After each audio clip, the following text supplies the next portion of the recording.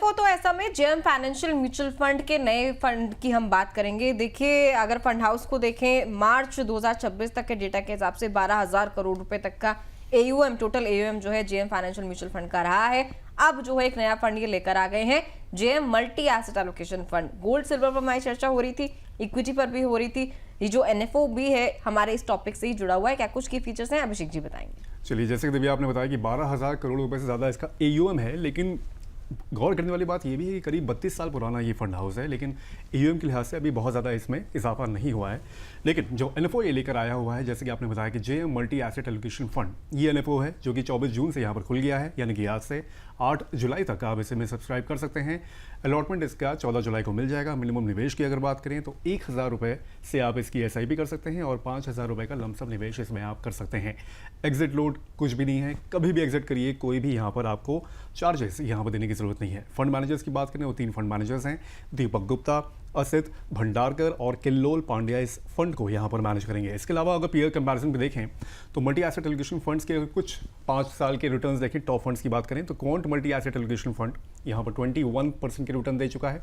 इसके अलावा ICICI prudential का मल्टी एसेट फंड 18.15% के रिटर्न, उसके बाद है निपॉन इंडिया का मल्टी एसेट एलोकेशन फंड 16.95% का यहाँ पर इसने रिटर्न दिया। इसके बाद है UTI multi asset allocation fund 14% और SBI का मल्टी एसेट एलोकेशन फंड 14.55% के रिटर्न इसने दिए हैं। तो ये है कुल मिला के इस एनएफओ की जानकारी। चलते हैं हम सर के पास। सर, वैसे मल्टी एसेट एलोकेशन फंड तमाम जानकारी हम लोगों ने यहाँ पर दी है इसको लेके, लेकिन ये सेगमेंट अलग से भी अपलोड होता है, तो एक बार छोटी सी इसकी डेफिनेशन यहाँ पर बता दीजिएगा सर आप।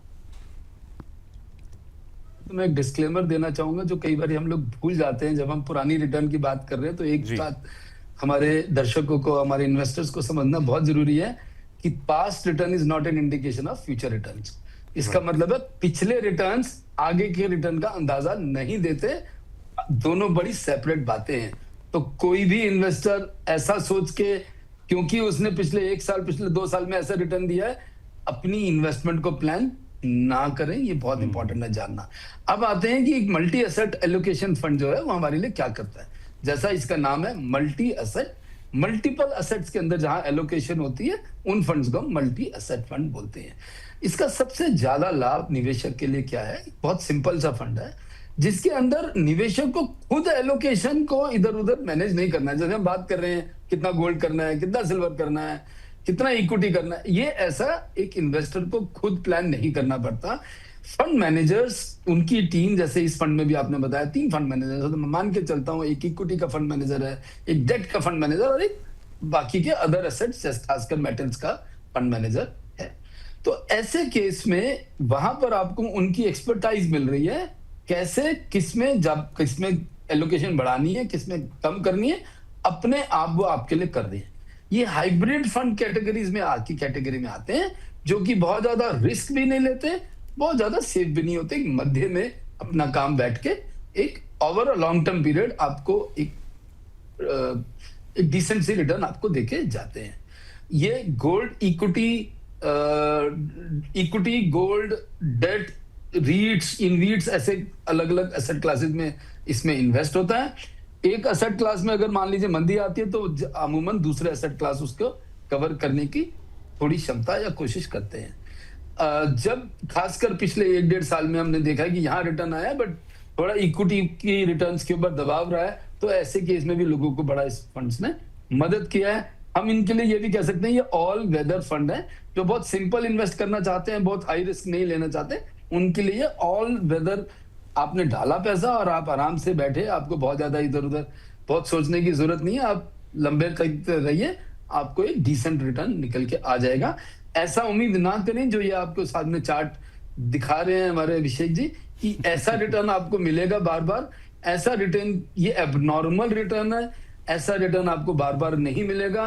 ऐसा रिटर्न का आप CAGR भी एक्सपेक्टेशन अगले 5 साल 10 साल ना करें। ये रिटर्न बार बार नहीं आएगी, बार बार बोलना जाऊंगा मैं आपको। ठीक है सर। वैसे सर पास्ट डेटा दिखाना हमारी जिम्मेदारी है। जब हम बात करते हैं ऑल टाइम हाई कितना पहुंचा सिल्वर, फिर वहां से जो गिरावट आई, उसी पर डिस्कशन होता है शो में। रिटर्न जो है पिछले कैसे रहे, आगे किस तरीके की चाल रहेगी, उसी पर पूरा शो जो है हमारा बेस्ड रहता है। एक चीज और सर, जब गोल्ड सिल्वर में बहुत ज्यादा वोलेटिलिटी नजर आती है, बहुत ज्यादा उठापटक है, क्या तब भी ये जो मल्टी एसेट एलोकेशन फंड है इनमें निवेश मतलब सही रहता है? निवेशक को बिना ज्यादा टेंशन लिए निवेश कर देना चाहिए इसमें? बिल्कुल, ये उन इन्वेस्टर्स के लिए बहुत अच्छा है जिनको जो खुद एलोकेशन नहीं करना चाहते और एक प्रोफेशनल एसेट एलोकेशन चाहते हैं। ये उनके लिए बिल्कुल ठीक है, आप इसमें ढालें। फंड मैनेजर्स अपने आप एलोकेशन बढ़ाना, घटाना, किसमें इक्विटी में कभी बढ़ाना है, कभी उनको डेट में बढ़ाना है, और जब उनको मान लीजिए गोल्ड सिल्वर में कम करना है या ज्यादा करना है, बिटवीन गोल्ड एंड सिल्वर किस तरीके से मैनेज करना, वो अपने आप उसको मैनेज कर लेते हैं। ये एक, इसीलिए मैंने बोला ये एक ऑल वेदर फंड है, सिंपल एक डिसेंट फंड रहता है। सो वैसे अभी किन लोगों को यहाँ पर निवेश करना चाहिए मौजूदा माहौल की अगर हम लोग यहाँ पर बात करें उसके हिसाब से? देखिए, इस तरह के फंड के अंदर इंपॉर्टेंट ये है कि एक तो नया फंड होना, 10 रुपए की एनएवी को होना, ऐसा नहीं है कि 10 रुपए की एनएवी कोई, it's just a mathematical number. उसका आप कोई सस्ता या महंगे से कभी भी मान के ना चले। इन्वेस्टर्स को ये समझना बहुत ज्यादा जरूरी है। ऐसे लोगों में ये ऐसे लोगों के लिए इन्वेस्टमेंट के लिए अच्छा रहेगा, जो आपका डायरेक्ट क्वेश्चन था, जिनका कम से कम 5 साल का होराइजन हो इन्वेस्टमेंट्स का, जो कि इवन 5 से ज्यादा 7 से 10 साल का होराइजन रखते हैं तो और भी अच्छा है। वॉलेटिलिटी कम चाहते हैं, उनके लिए पोर्टफोलियो अच्छा है। एसेट एलोकेशन की स्ट्रेटजीज का पूरा उनको एडवांटेज मिल जाता है। शॉर्ट टर्म परफॉर्मेंस देख के निर्णय लेना इस कैटेगरी के बिल्कुल विपरीत होगा। ऐसा करना ठीक नहीं होगा। ये ट्रेडिंग के लिए फंड नहीं है, ये लॉन्ग टर्म वेल्थ मैनेजमेंट करने का व्हीकल है। ऐसे लोगों के लिए फंड ठीक है। जो लोग थोड़ा जिनका रिस्क प्रोफाइल भी थोड़ा सा कम है, उनके लिए पोर्टफोलियो में एक बहुत मेजर हिस्सा रखने की जगह रखता है। ठीक है सर। सर लमसम या एसआईपी किस रूट के थ्रू जाना ठीक है? फिर कोई हाइब्रिड तरीका के लमसम थोड़ा पैसा डाल दिया फिर एसआईपी कर ली इसी में? ये दिव्या जी, हर एक का बड़ा अपना डिफरेंट रहेगा। ये डिपेंड करता है, अगर मान लीजिए आपके पास बड़ा पैसा है या छोटा पैसा है, आप कैसे रखना चाहते हैं। और सबसे इंपॉर्टेंट बात है, एसआईपी मेरे आज के पैसे के लिए नहीं, एसआईपी तो मेरी हर महीने जो हम पैसा कमाएंगे उस पैसे से, मतलब इसको बोल सकते हैं future money is SIP money. आज तो हमारी सिर्फ एक एसआईपी जाएगी, अगले महीने दूसरी जाएगी, फिर तीसरी जाएगी। तो दोनों अपनी जगह पे अलग जगह रखते हैं। आज के माहौल में मेरे हिसाब से अगर आप लमसम भी डालेंगे तो परेशानी वाली बात नहीं है। अच्छा फंड है, बट रिटर्न आपकी एक्सपेक्टेशन थोड़ी ठीक होनी जरूरी है। ठीक है सर। सर एक चीज और मुझे आपसे क्लियर करनी थी, अभी मेरे दिमाग में है क्योंकि ये एसआईपी और लमसम की बात हो रही थी। एसडब्ल्यूपी जो एक स्ट्रैटेजी होती है, माफ कीजिएगा, एसटीपी सिस्टमैटिक ट्रांसफर प्लान जो होता है, क्या सर मान लीजिए मैंने 3 फंड अपने पोर्टफोलियो में रखे, एक स्मॉल कैप फंड रख लिया, एक मिड कैप रख लिया और एक रख लिया ये मल्टी एसेट फंड, क्या मैं एसडब्ल्यूपी के थ्रू इन तीनों में अगर निवेश करूं तो वो ठीक स्ट्रैटेजी रहेगी? एसटीपी के थ्रू हाँ, नहीं बिल्कुल ठीक है। मैं इनफैक्ट आपके एसटीपी और एसडब्ल्यूपी दोनों के बारे में बोलना चाहूंगा। अब डिपेंड करता है वो किस मौके पे, यहाँ पे हमारे लिए वैल्यूएशन बहुत इंपॉर्टेंट आ जाती है कि किस मौके पे आप इन्वेस्ट कर रहे हैं। मान लीजिए आप आज इन्वेस्ट ना करके, आप मान लीजिए अगर हम क्लॉक को पीछे लेके चलें, अगर आप सितंबर 2024 में इन्वेस्ट कर रहे होते तो क्या आपको इक्विटी में, चाहे वो मिड कैप हो चाहे वो स्मॉल कैप है, आपको लमसम करना चाहिए था? आपको बिल्कुल लमसम नहीं करना चाहिए था। वो ऑलरेडी काफी महंगे स्तर पे बैठे हुए थे। उस टाइम पे समझदारी एसटीपी की ही थी कि आप जितनी लंबी एसटीपी करें आपके लिए वो बेटर होगा। उसके विपरीत आज हम जहां पे बैठे हुए हैं, आज वैल्यूएशन थोड़ी अट्रैक्टिव है, बिल्कुल बहुत सस्ती नहीं है, बट कंपेयर टू दैट काफी अट्रैक्टिव है। ऐसे टाइम में अगर आप मान लीजिए इक्विटी में इन्वेस्ट करना चाहें तो लमसम आप थोड़ा ज्यादा कर सकते हैं।